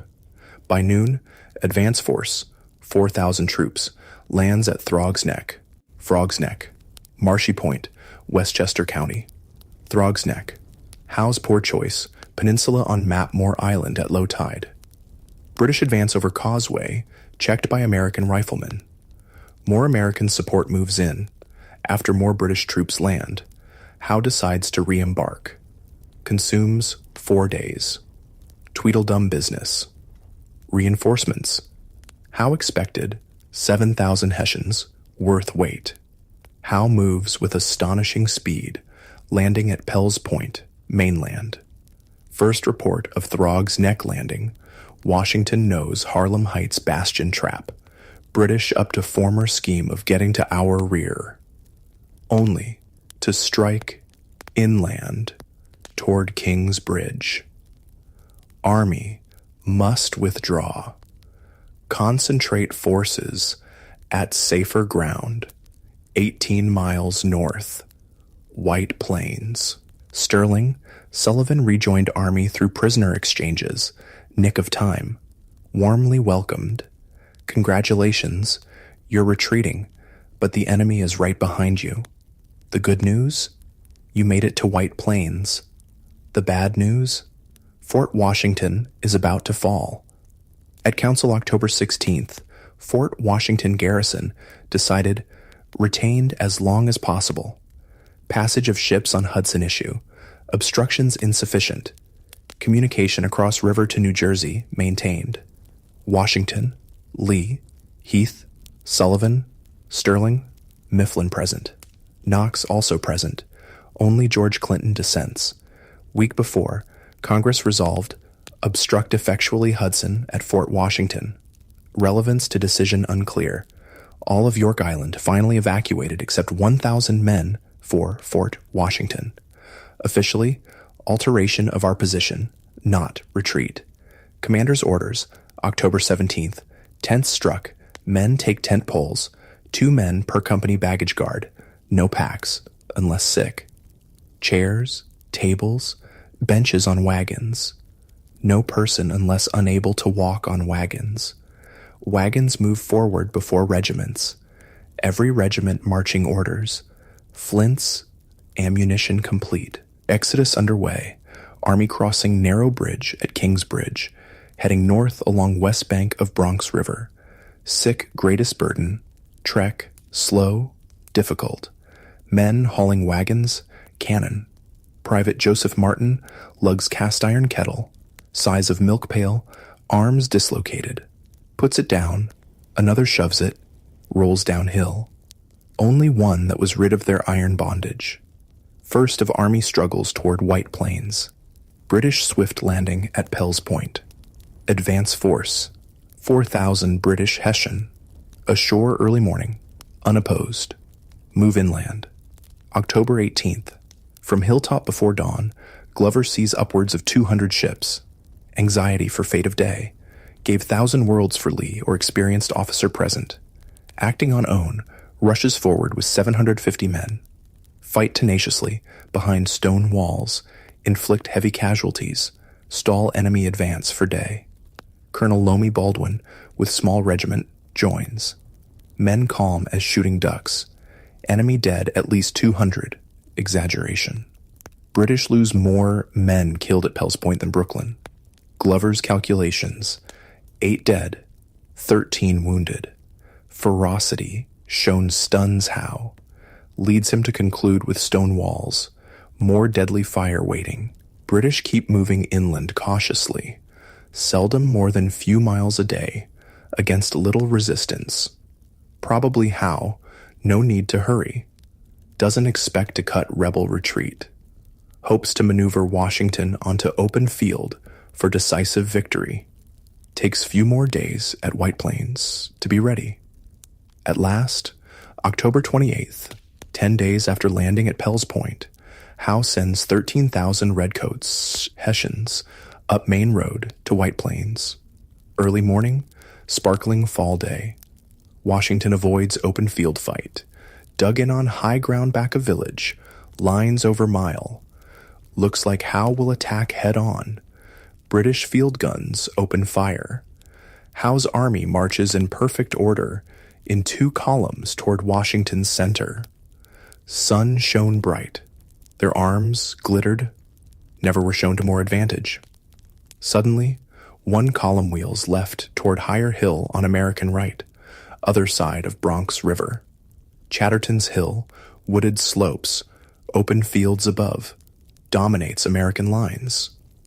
Yonder is the ground we ought to occupy, Lee reportedly told Washington. Rushed troops to defend, mainly militia. British artillery moves closer. Cannon roar. Air hills smoked. Fences, ash walls knocked down. Pieces. Men's legs, arms, bodies mingled. Washington orders more men to Chatterton's Hill. British Hessians ford river. Hessians, part of newly arrived 7,000, launch uphill charge. Militia break. Run. Reinforcements. Haslett's Delawares, Smallwood's Marylanders. Fight bravely. Give way. Battle of White Plains. Battle of Chatterton's Hill. British Hessians carry day. Cost. Over 250 casualties. Twice Americans suffered. Not victory achieved anything. Day after October 29th, Howe pauses. Waits for reinforcements. October 30th, pours rain. November 1st, Howe finds Washington Army pulled back half-mile to stronger position across Bronx River. 2 more days. Armies, wait, watch. Enemy determined on something decisive, Knox writes, Brother, we determined to risk general battle on most advantageous terms. Night. November 3rd, American sentinels report rumbling enemy carriages. Assumed another attack imminent. Stirring among British ranks next day, November 5th morning, to American surprise, whole British army in motion, heading southwest toward Hudson Kings Bridge. Congratulations, you've narrowly avoided disaster again. The good news, you're out of White Plains. The bad news, you've divided your army, and a storm is gathering. Opinions here are various. Joseph Reed confides to wife after council. Some generals, British headed for Fort Washington, or Hudson to board ships, attack from rear. Others, majority, finding army strongly posted, changed, plan, intend to penetrate Jerseys to Philadelphia. Who said what most in meeting? Reed doesn't mention. His opinion. Too late for British movements of consequence other than excursions into New Jersey to revive Loyalists. Washington doubts Howe will close campaign without attempting something more. Almost certainly, Howe heads for New Jersey. Nearing letter close, Washington adds further worry. Expect the enemy will bend their force against Fort Washington and invest it immediately. Invest, meaning surround, lay siege. Washington still exhausted, dispirited. To closest, seems bewildered, indecisive. Reed having second thoughts about Washington's capacity, increasingly worried over Fort Washington. Commander ponders, pulling troops out, while time. Letter to Greene. November 8th. Inclined to think. Prudent to abandon fort. Leaves decision to Greene. On the spot. Now on spot. Washington can't decide. Let's decision be Greene's. Excellency Washington has been with me, but finally nothing concluded on. Greene writes Knox. Central to consideration. Hudson River. Looms large. Washington dispatched Lee south from Cambridge to fortify New York. Hudson key to British strategy. British take care of unfinished business Fort Washington, or cross over, strike New Jersey, or both. What should be done? How Army reach Dobbs Ferry on Hudson, moving south. Once again, Washington divides Army 4 ways. 7,000 troops, largest part, remain east of Hudson under Lee. Check British move on New England. Heath and 3,000 guard Hudson Highlands at Peekskill. Washington, what's left, 2,000, cross to other side, New Jersey, expected to be joined by N.J. Penn reinforcements. Greene maintains same position on river. Overall command troops at Fort Washington, chart Lee. Washington, $2,000, leave White Plains, November 10th, mid-morning, November 12th, at Peekskill, crosses Hudson, heads south for New Jersey, reaching Fort Lee, November 13th, 65-mile march in 3 days. For better part of 2 days, he and Greene confer. Greene, yet to fight battle, optimistic, convinced Fort Washington held, especially doubled troops, over 2,000. Remarkable reversal of roles. Washington refused abandon. New York in September. Ready now. Greene saw no reason to stay day longer on York Island, wanted to avoid crisis. Now Greene wants to stand on last bit of island, argues it keeps communications open, ties up British troops, possibly leads to slaughter like Bunker Hill. Retreat, devastating to Army's demoralized state, despite formidable presence over river, steep, rock-bound approaches. Fort Washington, not impregnable. Irregular Pentagon plan. 4 acres. Walls. Piled earth. No barracks. No water. Hauled from below. Not what needed for long siege with winter. Nonetheless, Commander Magaw thinks fort held till end December. Greene agrees.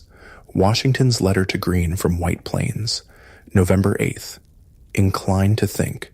Prudent abandon fort. Decision to Greene. On the spot. Now on spot. Can't decide. Let's decision be Greene's.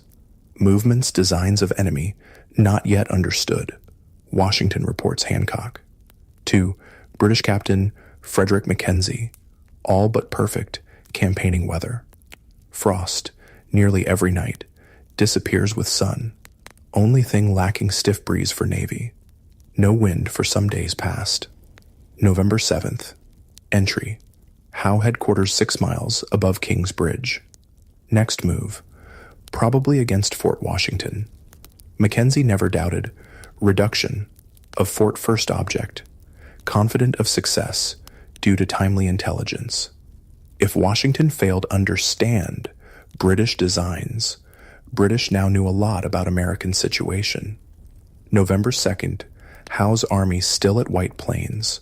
American Staff Officer William Demont turns traitor, defects from Fort Washington, brings copies of fort plans, cannon placement, accounts of discontent, animosity between New Englanders, South. Only days before packet of letters by Washington, read, staff wound up in British hands, left unguarded at inn in Trenton.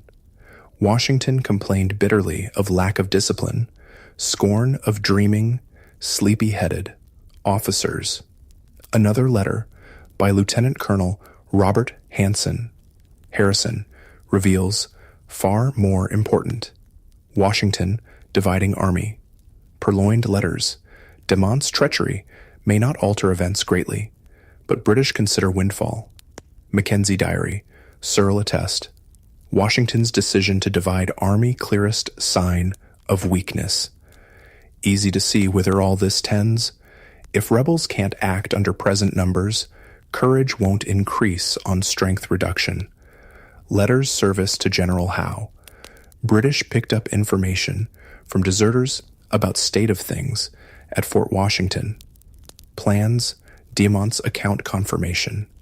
Famously cautious William Howe supposedly never risks frontal attack on fortified position. Bunker Hill lesson, about to disprove theory. Full agreement of commanders. Mackenzie, total confidence in attack. Predicts as soon as Fort Washington taken, Howe moves on to New Jersey. Rebel troops from N.J. Penn, Washington, counted on never materialized. Mackenzie leaves little to prevent our arrival at Philadelphia. November 12th, day Washington crosses Hudson. Howe's army within 4 miles King's Bridge. Plan 4-part assault. Hessian's major role. Plan unfolds. Midday November 15th. Howe sends Colonel James Patterson under white flag to deliver message to American commander Colonel Magaw at Fort Washington. Same British officer July carried peace letters. This time, ultimatum. Surrender, fort, or face annihilation. Told 2 hours to decide, Magaw responds at once in writing. If I rightly understand, this post is to be immediately surrendered. I rather think it is a mistake. Act a part so unworthy of himself, actuated by the most glorious cause. I am determined to defend this post to the very last extremity. How?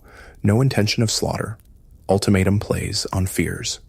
Magaw's bold response, based on belief, men, could hold out or escape across Hudson after dark. Congratulations, you've lost Fort Washington. The good news? The war isn't over yet. The bad news? It's the most devastating blow of the campaign so far. When word of ultimatum, Magaw's answer, reaches Fort Lee, Nathaniel Greene dispatches Ryder to Washington.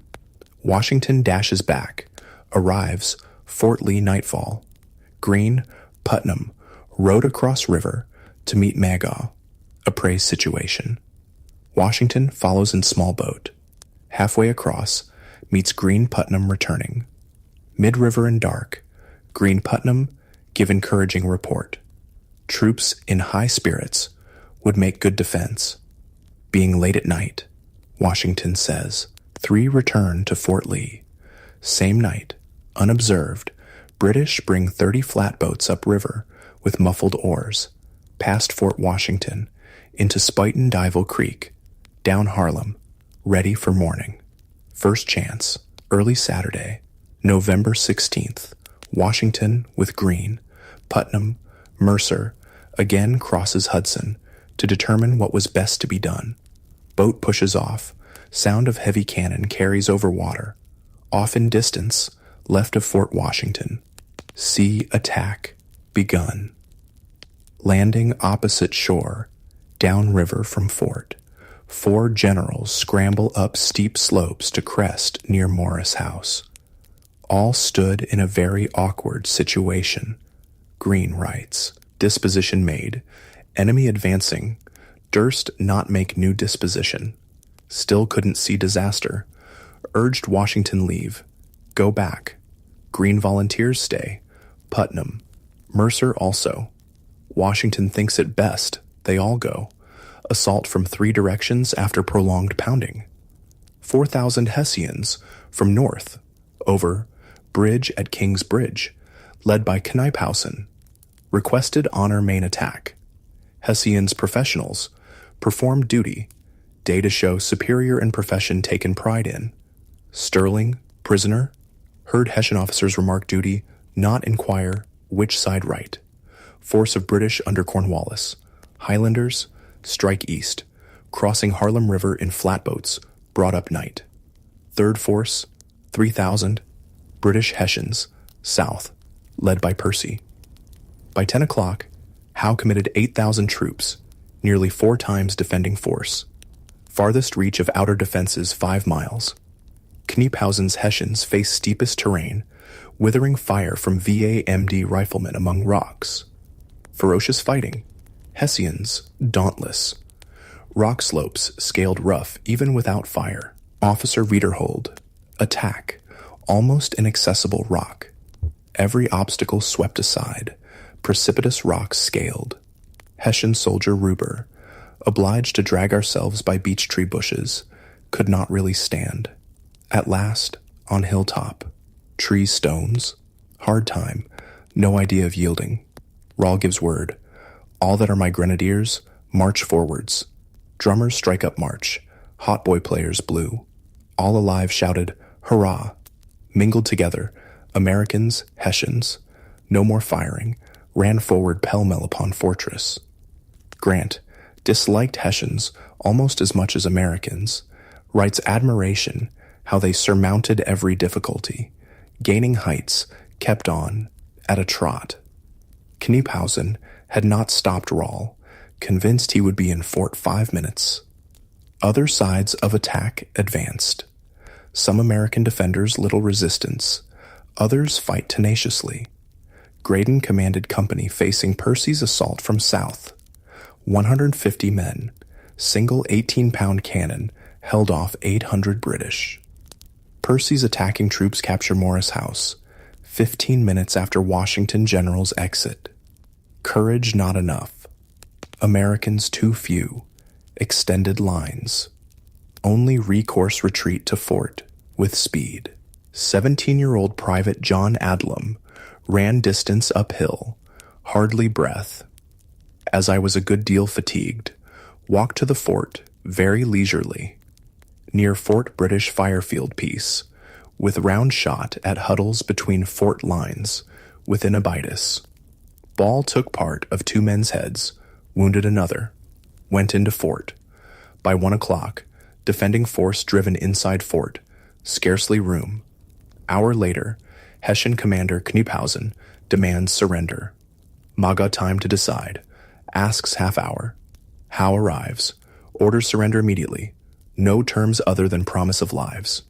3 o'clock, Maga capitulates. 4 o'clock, entire garrison, 2,137 Americans, marches out between lines of Hessians, lay down arms. Disastrous campaign for New York. Humiliating, costly, reverse after another. Surrender of Fort Washington. Most devastating blow, utter catastrophe. Taking 1,000 prisoners at Brooklyn, dreadful loss. Now over twice that number marched off. Total nearly 4,000 from 2 battles. Army rapidly disintegrating from sickness, desertions, desperate need, almost anyone fit. Mackenzie. British astonished prisoners, less than 15, or old men, indifferently clothed, filthy, without shoes. Odd figures, frequently excited laughter. Crushing defeat. Fort Washington. Garrison capture. Arms, tools, tents, blankets, 146 brass iron cannon. Accomplished by British Hessians in hours. Need never happened. 59 Americans killed, 100 plus wounded. British 28 killed, 100 plus wounded. Hessian 58 killed, 250 plus wounded. Bad, but could be worse. Grant Mackenzie view. Slaughter avoided only because Kniephausen stopped Rahl Hessians entering fort. Carnage would then have been dreadful. Rebels numerous, not room to defend. So frightened, not power. Ahead for prisoners. Horror. Held captive, overcrowded, unheated barns, sheds, British prison ships in harbor. Hundreds die disease. Washington, said to have wept, watching tragedy unfold across river. Unlikely, given imperturbability, but surely wept within soul. faced ruin before, never like this. To Brother Jack, wearied almost to death with retrograde motions. Nathaniel Greene in anguish to Knox. Feel mad, vexed, sick, sorry. Never did I need consoling voice. Most terrible event. Consequences justly dreaded. Both Washington Greene badly mistaken. Worried reputations. Hard to say which most sensitive to thought of others. Criticism severe, especially among prisoners. Graydon, generation later, barely contains disdain. Most immediate, blistering reaction, Charles Lee. Own account, furious over Fort Washington news, tore out hair. Must entreat you keep what I say to yourself, but I foresaw, predicted, all that has happened, wrote Rush, influential Congress member. Lee knew Rush would never keep it to himself. Lee claimed last words to Washington. Draw off, Garrison, or they will be lost. Oh, General, Lee admonishes Washington in letter, why would you be over-persuaded by men of inferior judgment? Inviting Commander blame Greene. Washington failed to override Greene's judgment. Make clear decision. Commander-in-Chief, ultimately responsible. Greene's responsibility ceased with Washington's arrival, November 13th. Washington never blamed himself for loss, never openly blamed Greene, said only acted on judgment of others, nor did he fire Greene. Undoubtedly thought less of young General, still knew Greene's strengths. Weeks before, Greene demonstrated foresight, organization, recommended supply depots across New Jersey, Army's retreat path. Washington agreed. Greene needed. Like Knox, never give up, walk away, lose sight of war. Washington repays loyalty. After bad decisions, wisest decision ever.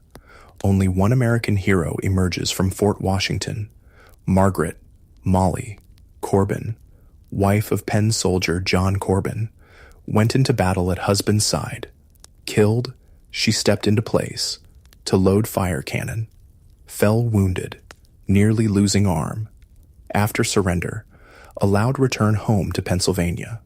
Usually unhurried, William Howe makes next move. Hardly a pause.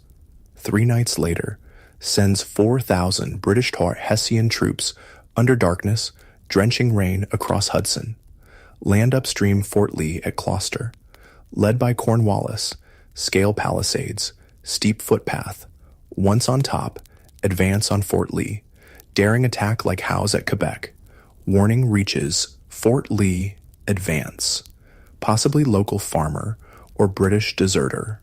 Washington rushes, seen from Hackensack. Shouts orders, abandon fort at once. Everything left behind. Guns, stores, tents, breakfast cooking. British arrive. Find place deserted. But dozen men got into rum supply. All drunk. Washington Army flee.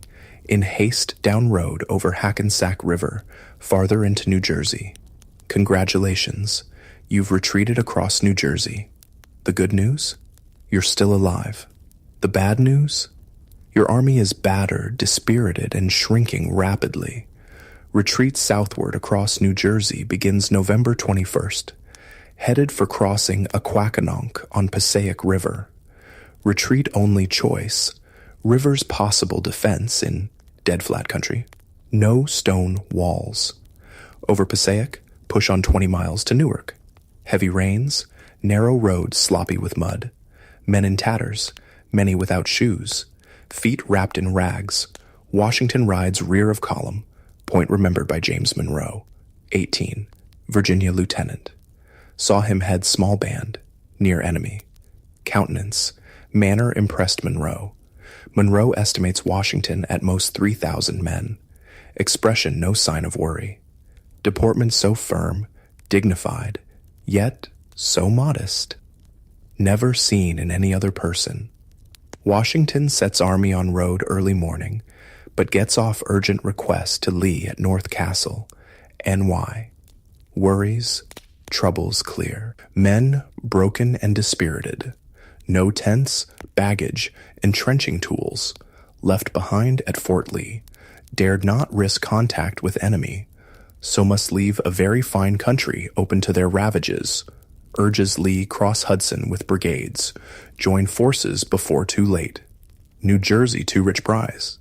Give up without appearance of fight. NJ fall. Devastating effect on Pennsylvania. In less than 2 weeks, December 1st, enlistments of 2,000 troops up, free to go.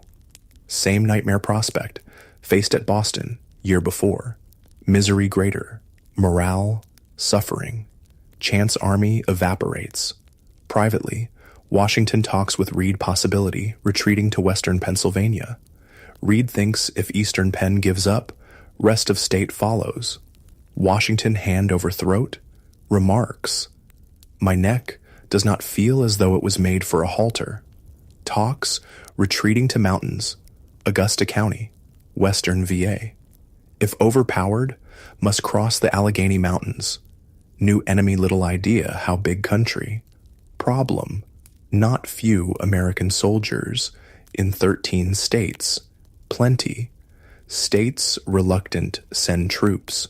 Prefer keep home, especially war not going well. August, Washington had 20,000. 3 months since, lost 4 battles. Brooklyn, Kips Bay, White Plains, Fort Washington. Gave up Fort Lee. Army divided. Young Monroe speculated only 3,500 under personal command. Desperate for help, sends Reed to Burlington, NJ, upstream Philadelphia. Impress NJ Governor Livingston, urgent need reinforcements. NJ militia not turning out in numbers, making difference. General Mifflin dispatched similar mission. Philadelphia, alert Congress, critical state of our affairs, round up Penn troops. 2 critical undertakings, choice of Reed, closest confidant, and Mifflin, able Philadelphian, shown valor at Brooklyn. Washington confident, sending 2 best men, not lost on listeners. First report, Mifflin bitterly disappointing. Pennsylvanians, divided and lethargic, slumbering under shade of peace. From Reed, nothing. Rained heavily. November 22nd, Army reached Newark. Rain fell, night, next day. Sufferings endured are beyond description. No tent. Exposed. Cold. Rains. Day. Night. Samuel Webb. Impossible describe conditions. No lads ever showed greater activity retreating than we have.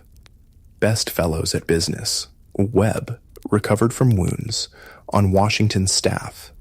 Greatest importance, impression made on Thomas Paine, author Common Sense, volunteered aid Green's staff. Green, love literature, political philosophy, liked brilliant Paine.